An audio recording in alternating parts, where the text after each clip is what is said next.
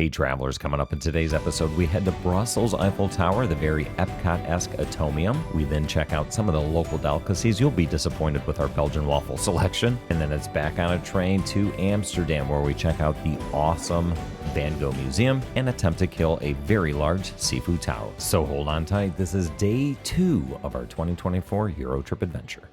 Hey travelers, that's me, Brian, the OCD traveler. And that's my beautiful daughter, Maddie. And before she leaves me forever, we decided to take an epic trip. Only backpacks, 14 days, 7 countries, traveling Europe, and you're invited. So let's go. This is day 2, Brussels and Amsterdam.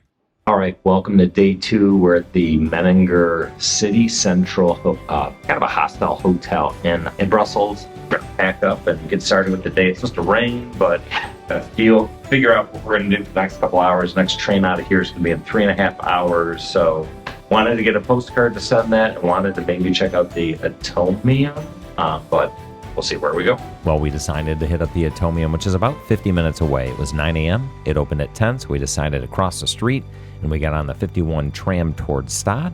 That was about a 20-25 minute total venture over there. Here's a look at the inside of the tram experience in Brussels. You can see it's a little dirty, a little bit dank, but that's okay. We got there comfortably, we got there cheap, and then we had about a 10-minute walk and kind of a bit of drizzle. Here's an overhead of where we were dropped off, right by a big stadium. We'll actually cross right past an Olympic training facility as well. Kind of a cool walk over, but definitely a dreary day as we stopped and took a little bit of a selfie and walked the rest of the way. It was really exciting to see the Atomium in the distance, ever getting closer and closer. And I lied, that's actually the Belgian Olympic Committee's headquarters. There's a soccer club right next to it, a planetarium nearby, a cool little walkover. This is us rolling up to the Atomium. I'm probably saying that wrong, but the major sculpture park / observation tower in Belgium. Here it is right here.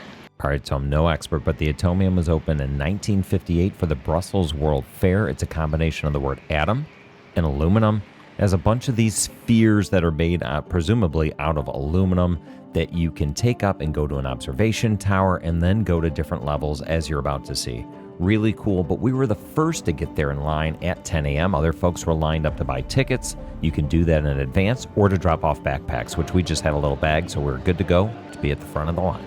Maddie told me she hates my voiceover, so after I stopped crying, I decided to limit it. Here's the elevator going up. I'll let you experience that. Ja, Midi.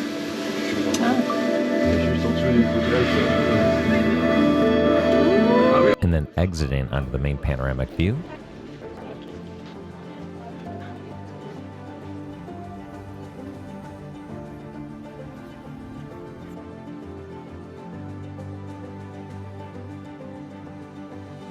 So in spite of the dreary day, some awesome views, especially of all those solar panels being put up on that building. Here's some facts. You kind of go back down on an elevator and then come back upstairs in escalators. Look at that, 3 escalators, 80 steps, 167 steps to get down, and then we're back down the elevator. Kind of different. After that elevator all the way back down, then you head back up to some of the other spheres via escalator and stairs, which I'll show you, and a couple of exhibits along the way. And this is all their music, kind of an Epcot vibe to it, if you ask me.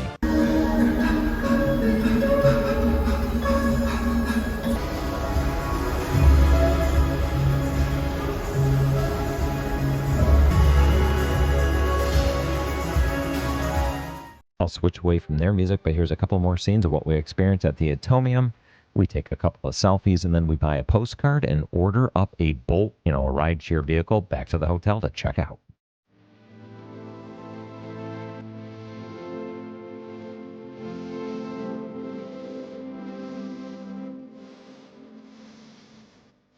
The postcard I wrote in the back of the Bolt says, "Hello from Brussels. Things are going great. We love you and miss you. Give Finley a hug from us. See you soon. Brian and Maddie." And after checking out of the hotel, we headed over to a B-Post, the Belgian post office, where we had to take a little deli counter ticket number, wait for our ticket to be called, and then it was $3.25 for an international stamp to get the postcard back home. Then it was back through the rainy streets of Brussels, onto the subway, into the Brussels Midi Station to wait for our train to Amsterdam. With an hour to kill, we felt like we had to get a Belgian waffle at the train station. Unfortunately, Haagen-Dazs was the only place that was available, so here goes. Not the first bite, they're testing my lactate, so I'm not able to taste it.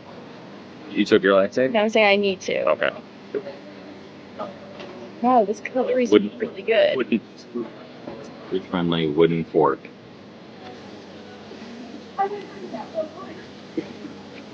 Good? 1 to 10? Really good. Like a 9. The dairy, not local Haagen-Dazs. So we've had waffles in Belgium. Kind of. And fries. Waffles and fries, yeah. And beer. Well, I cheated and got a banana Nutella crepe. I also struggled with the wooden cutlery, but soon enough it was time to head back up the escalator onto the platform and get on our train to Amsterdam. Of course, taking pictures for Mom along the way.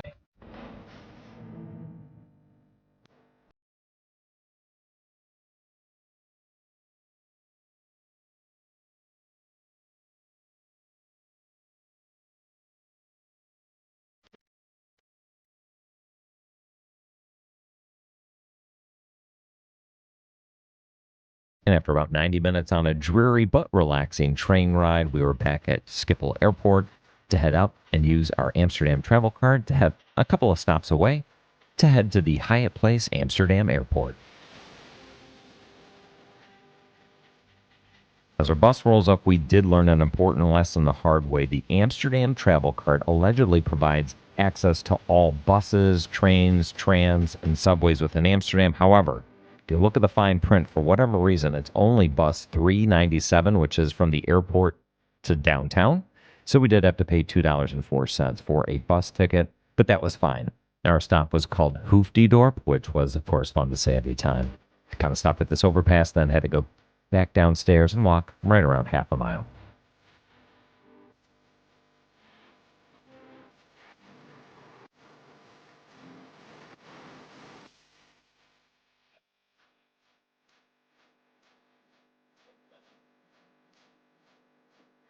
Of course, they were playing the Euros, so as we checked in, signs were up of the upcoming games, but soon enough, we're headed up the elevator to our room. Let me know in the comment section if you're at all like me, but I find airport hotels to be a very good value. A little bit annoying from a transport standpoint, you got to move around to get to the city center, but great value. And then the other thing is great amenities that you're used to in Americanized hotels. But let's take a quick tour. Hyatt Place. Take a look, see. That's nice. They actually have washcloths. I don't know how they would. They never did last time. Looks brand new, doesn't it? Two water. These are big twins.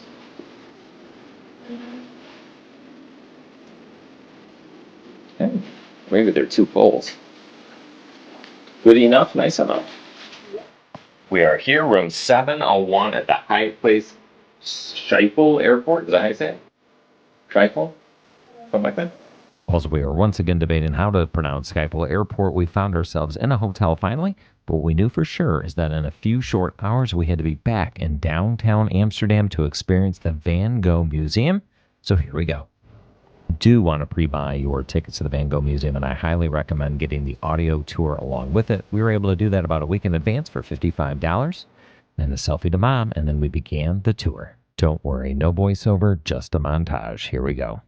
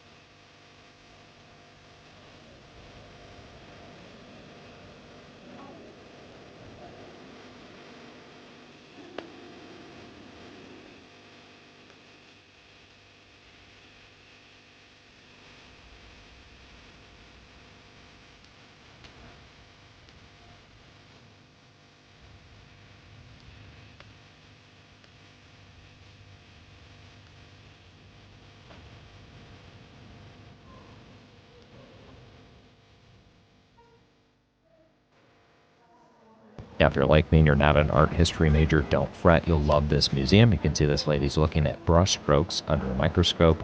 It's a great interactive museum, especially with the audio tour. You just go up to a picture and you punch in a number, and it'll give you the history of the painting and some background about Van Gogh as well.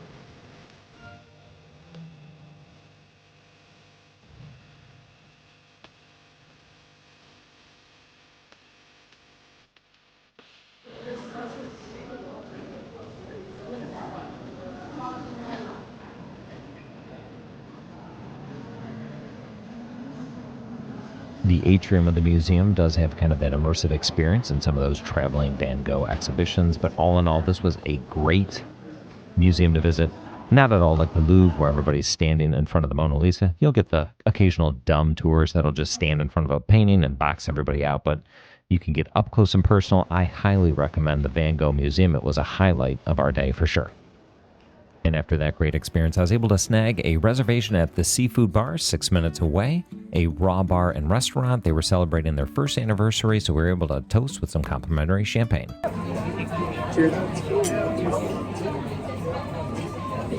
As we scanned the restaurant and the menu, it became clear we had to get the seafood tower, the Fruit de Mer Seafood Bar, and it included a bunch of shrimp, mussels, clams, salmon, crab, seaweed salad, crab salad, some snow crab, some lobster, you name it, it was there. A little bit scary, but an experience to be sure.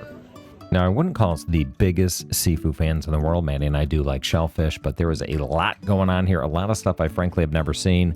A lot of shrimp completely intact, which I'm also not used to, but we'll give you a quick little scan here as Maddie comes back to the bathroom of everything that was entailed on this particular seafood platter. It looked pretty awesome, but at the same time, just a little bit scary.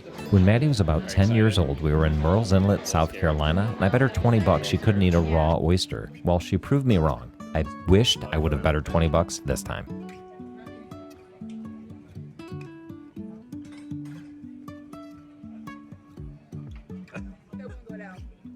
Well, even if that didn't go down, most of the rest of the food did, and we enjoyed most of it. Not necessarily all of it, but it was an experience, and we had a good time. Soon enough, we were headed back to the Hyatt Place Amsterdam Airport. As you can see, we passed a couple of mini cars, and then we completely messed up in two regards. First, we found out that if you want to stop a bus in Amsterdam in the evening, you got to wave them down, otherwise they drive right past. And then we forgot to recap our day, so we did that the next morning. And we never recapped yesterday. So recapping yesterday, so the best thing we did was... Oh, the Van Gogh Museum. Van Gogh Museum, by far. Well worth it. We were there for probably an hour and a half, but really cool, and highly recommend the audio tour. That was a great way to maximize your time there. A lot of good backstories, and there was even some interaction you could do on the little tablets they gave you, so that was cool. Best thing we ate yesterday, you'd say? The crab salad at the Seafood Bar. Crab salad was great. The rest of it was probably creepy for us. I don't know, for me. Chilled seafood. Yeah, it was good. Good experience. Belgian waffle. Delicious. Delicious. So maybe a close second. And then the strangest thing we saw yesterday is that for certain buses in Amsterdam, you have to wave them down or else they won't stop at the stop you're seated at. Yeah, when we were leaving that museum area, we were waiting for our bus, 397, to take us back to the airport area where we're staying, and drove right past us. And two, I think, German tourists went running after the bus. Nice lady came over and said, hey, in Amsterdam, you've actually got to flag down buses, especially when it's slower, or they're just going to keep on rolling. So that's what we learned yesterday. But right now we're going back up there to that overpass to get on train 397 to go to the Anne Frank house. So looking forward to that. We'll check in later. So join us next time as we debrief the somber Anne Frank house, have some pancakes. I know it's a little bit lighthearted. Hit the streets on a cool bike tour through the streets of Amsterdam, kill a charcuterie board before we take a little bit of a Midwest road trip, and then wrap it up with some stoop waffles. See you next time.